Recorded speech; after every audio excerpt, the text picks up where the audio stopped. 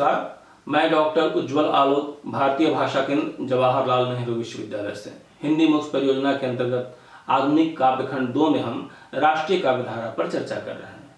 इसके अंतर्गत हमने भारतीय परिदृश्य में राष्ट्रीय काव्यधारा का विकास और हिंदी पट्टी में राष्ट्रीय काव्यधारा के विकास पे चर्चा की। अब हम जो राष्ट्रीय काव्यधारा की जो प्रमुख प्रवृत्तियां हैं उन प्रवृत्तियों पर बातचीत करेंगे। ये जो राष्ट्रीय काव्यधारा है, इस काव्यधारा के जो कवि हैं उनके द्वारा राष्ट्रीयता की भावना से ओतप्रोत रची गई कविताओं में कुछ ऐसी प्रवृत्तियां हैं जो अन्य काव्यधाराओं के प्रवृत्तियों से भिन्न दिखाई पड़ती हैं। इनमें राष्ट्रीय भावना का विकास जो है उसे विकसित करने का जो उद्देश्य है और जनता के भावों को देश के लिए उद्वेलित करने का भी प्रयास दिखाई देता है। इस काव्यधारा की जो सामान्य प्रवृत्तियां हैं उनमें हम कह सकते हैं कि अतीत का गौरवगान, पराधीनता के प्रति क्षोभ, विद्रोह की भावना, देश प्रेम की भावना और समाज सुधार की जो भावना है वह प्रमुख है। सबसे पहले हम इसकी जो प्रबल प्रवृत्ति है अतीत का गौरवगान, इसे मैं प्रबल प्रवृत्ति इसलिए कह रहा हूं कि आरंभिक समय में इसी के माध्यम से सांस्कृतिक राष्ट्रवाद का विकास हुआ। हम जानते हैं कि जब देश की पहली क्रांति जो हुई 1857, उसमें हारने के बाद विश्व मंच पे हमें बदनाम किया जाने लगा, हमें बर्बर बताया जाने लगा, हमारी संस्कृति का अपमान किया जाने लगा। इसलिए भारत के कवियों ने अपने अतीत का गौरवगान किया, अपने अतीत के जो गौरवशाली इतिहास है उससे जनता को रूबरू कराया ताकि उसके अंदर एक गौरव का भाव आ सके। साथ ही वर्तमान जो राष्ट्रीय परिदृश्य था उसके प्रति भी जनता को उद्वेलित करने का उन लोगों ने प्रयास किया।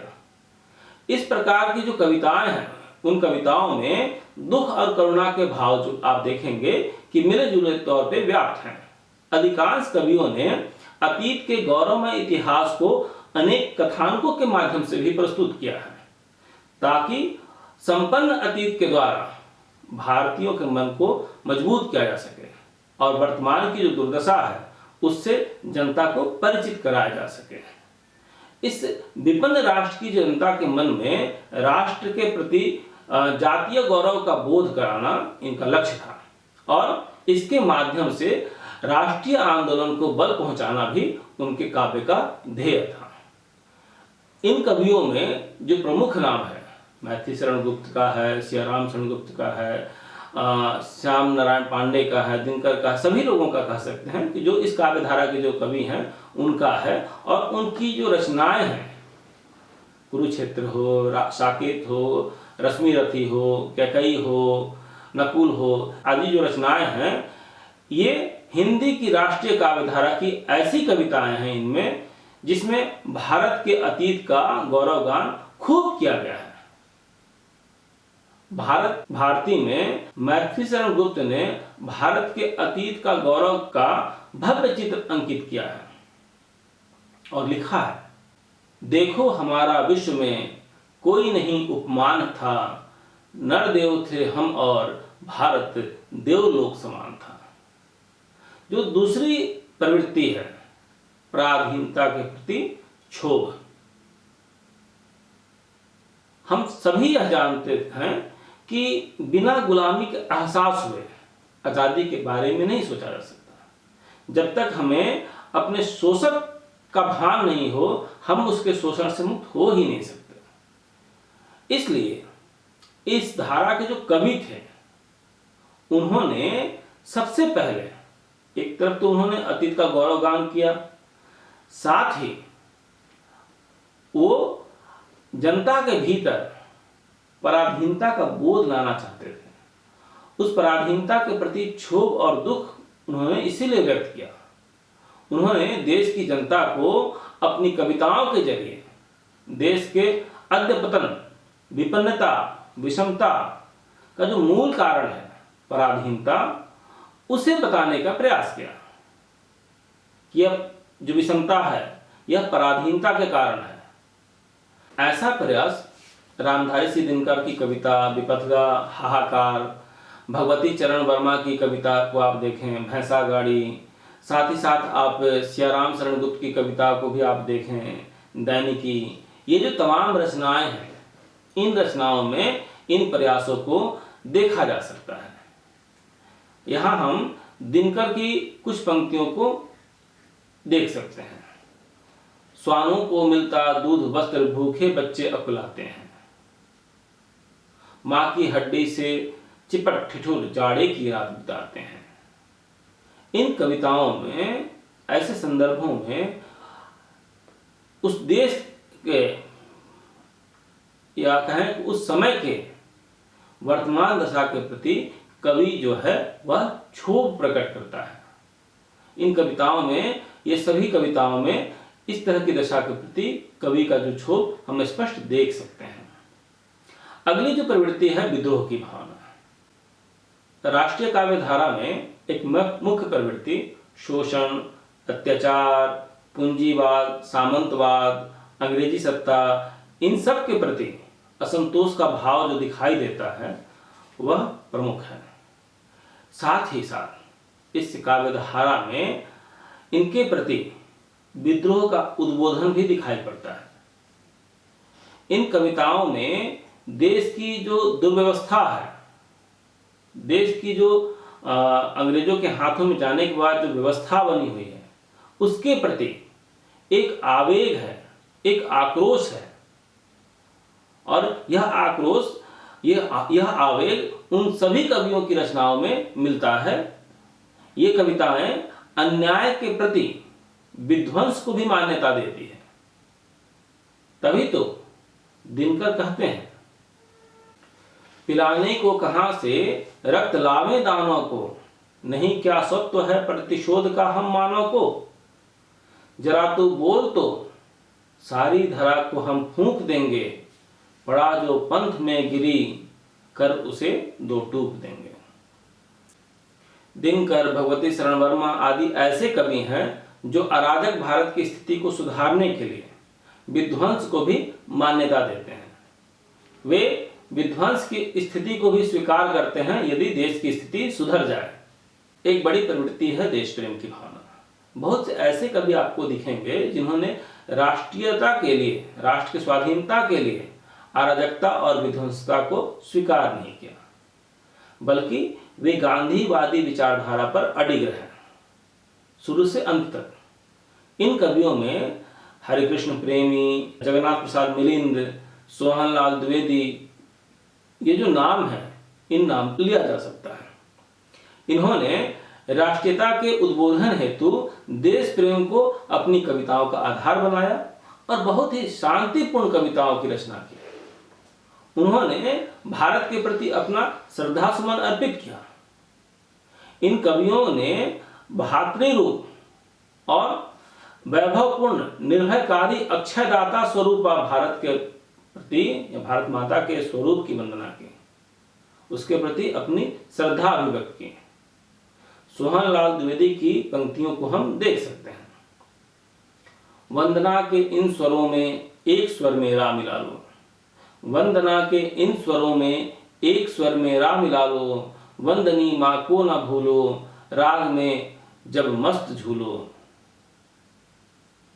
अर्चना के इन सिरों में, अर्चना के इन सिरों में एक सिर मेरा मिला लो। यह जो पंक्ति है, यह आत्म बलिदान की पंक्ति है, जहां कोई उग्रता नहीं है।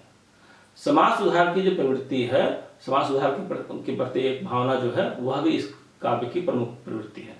राष्ट्रीय भावना से ओतप्रोत इन कवियों ने अपने काव्य में हर उस समस्याओं को स्थान दिया, उस समस्याओं को अपने केंद्र में रखा, जिससे हमारा जो समाज है उस समय त्रस्त था।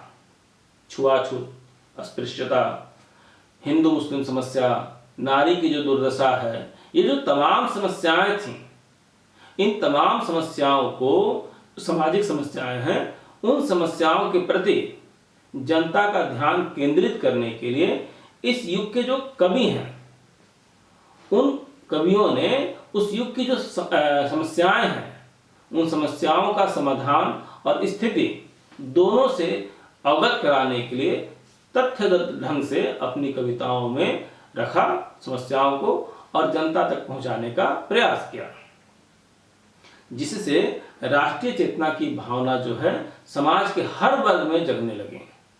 साकेत में आप देखें कि मैथिली शरण गुप्त ने अस्पृश्यता के एक प्रसंग को अपने काव्य का विषय बनाया और उसे दूर करने का प्रयास किया, जिसमें सीता जो है वह वनवासी भीलवालाओं के निकट जाती हैं, उनकी निकटता उन्होंने दिखाई है।